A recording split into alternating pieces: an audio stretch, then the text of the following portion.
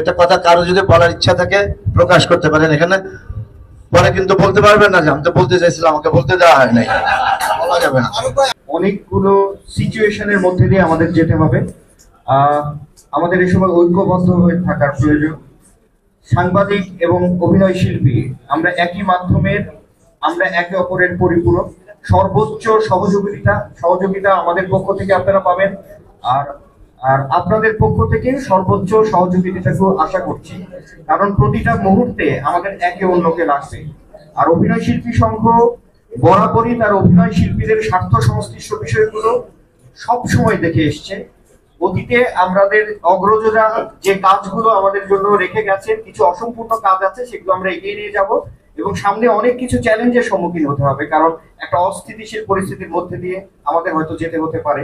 সেক্ষেত্রে সবার সাহায্য লাগবে এবং একসঙ্গে হাতে হাত রেখে শিল্পী এবং আমাদের যারা মিডিয়ার সাংবাদিক ভাইরা আছেন, আমরা একসঙ্গে পথ চলবো। ধন্যবাদ সবাইকে। আমি শুরু থেকে বলেছি এটা আমার পরিবার, এবং এটা প্রমাণ করতে আমি এসেছি। আমি বলেছি চিন্তা থেকে আমার পরিবারেরই একটা অংশ আমাকে সামনে পথ দেখাবে এবং আমাদের দাবি দাওয়া পূরণ করবে। যাই হোক, এই সংঘটা শুরু করে আমাদেরই একজন সহকর্মী এবং আমার সম্পর্ক আত্মীয় হয় তৌকির আহমেদ।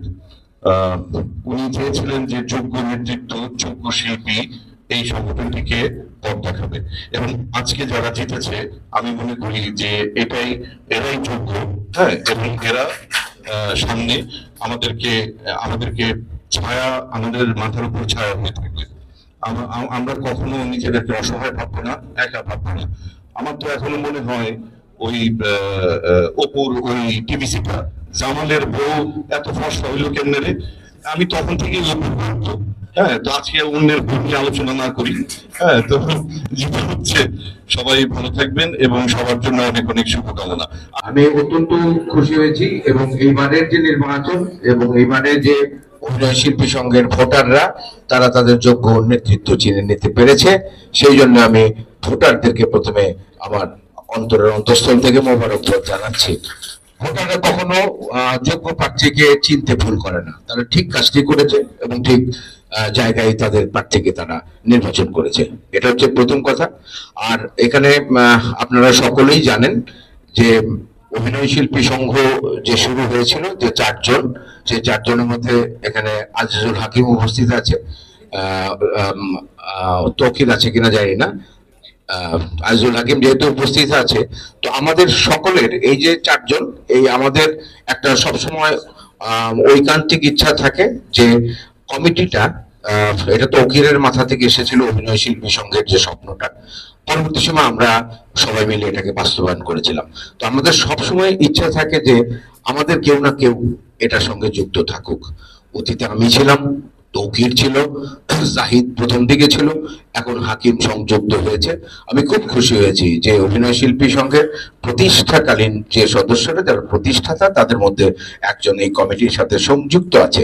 এবং আপনাদের পরেও যারা নির্বাচিত হবেন, আপনাদের মাধ্যমে এই কথাটা, এই অনুরোধটুকু আমি করে যেতে চাই, আমরা যতদিন জীবিত আছি, এই জেনারেশনটা, আপনারা চেষ্টা করেন যে এই কমিটির মধ্যে আমাদের ন্যূনতম অংশগ্রহণ যেন থাকে। সেটা একজন সাধারণ সদস্য হিসাবে, একজন সভাপতি হিসেবে, একজন সহসভাপতি হিসেবে, একজন সম্পাদক হিসেবে, যে কোনো ভাবেই হোক, আমাদের সম্পৃক্ততাটা যেন থাকে। আমাদের জীবিতকালীন অবস্থায় আমরা অভিনয় শিল্পী সংঘকে যেন আমাদের যে প্রাণের সংগঠনের আমরা রূপ দিয়েছিলাম, সেই যে ইচ্ছাটা ছিল, যে মনের মধ্যে যে বাসনাটা ছিল, সেটা নিয়ে যেন মরতে পারি, এটুকুই আপনাদের উদ্দেশ্যে বলা।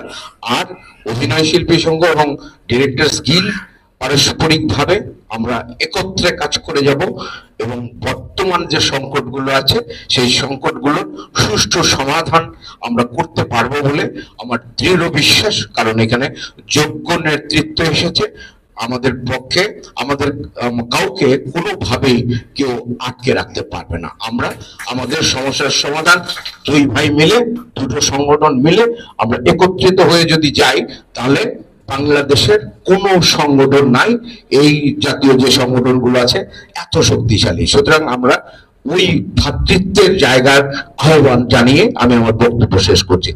আজকে এই শপথ গ্রহণ অনুষ্ঠানে এখানে যারা উপস্থিত আছেন আমাদের সাংবাদিক ভাইয়েরা এবং অভিনয় শিল্পী সংঘের সদস্যদের কিছু অংশ, অনেকেই তাদের ব্যস্ততার কারণে উপস্থিত হতে পারেননি। আমি অভিনয় শিল্পী সংঘের নবনির্বাচিত কার্যকরী যে পরিষদ, তাদের পক্ষ থেকে আপনাদের সবাইকে অভিনন্দন জানাই, আপনাদের সবাইকে শুভেচ্ছা জানাই। আমি একটি কথা সবসময় বলতে চাই, সেটি হলো যে অভিনয় শিল্পী সংঘ আমাদের একটি পরিবার, আমরা সবাই এই পরিবারের সদস্য।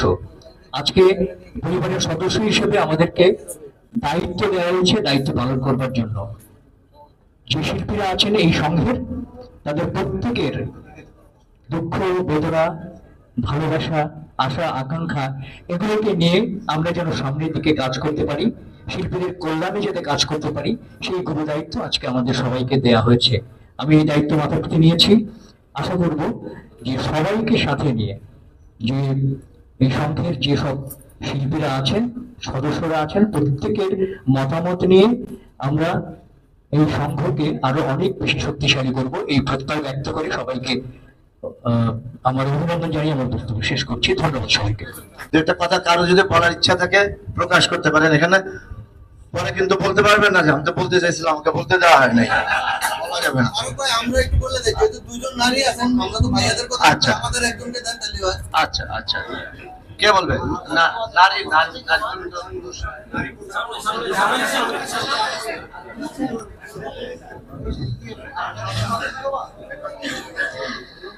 ধন্যবাদ সবাইকে।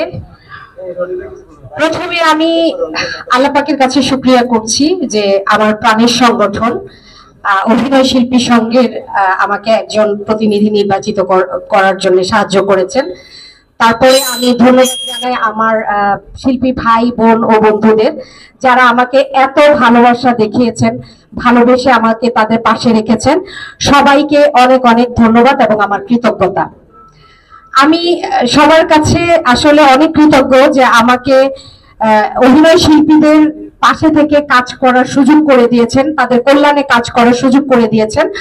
আমি সব সময় চেষ্টা করব আমার সদস্যরা, আমার শিল্পী ভাই বোন বন্ধুরা যদি কখনো যে কোনো সমস্যা, যে কোনো কাজে আমাকে স্মরণ করে, আমি সব সময় তাদের পাশে থাকবো, সব সময় তাদের জন্য কাজ করব।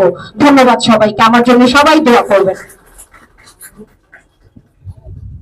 আর আর আর কেউ কিছু বলবেন? আচ্ছা, দেখ, আর লাগবে না। এখন কি সভাপতি, নবনির্বাচিত সভাপতি শেষ করে দাও, আপনার কথা বললাম, তুমি তো আমাকে বাঁচাল বলবে, বেশি কথা বলবে। আচ্ছা, আজকের এই ছোট্ট অনুষ্ঠানটা আমরা এখানেই শেষ করি। দেখা হবে সামনে, একসাথে আমাদের পথ চলা যাতে ভালো হয়, সমৃদ্ধ হয় বাংলাদেশ। সবাইকে ধন্যবাদ। এখন 21 জনের একটা গ্রুপ ছবি তোলা হবে, আপনারা সবাই দাঁড়ান সুন্দর করে।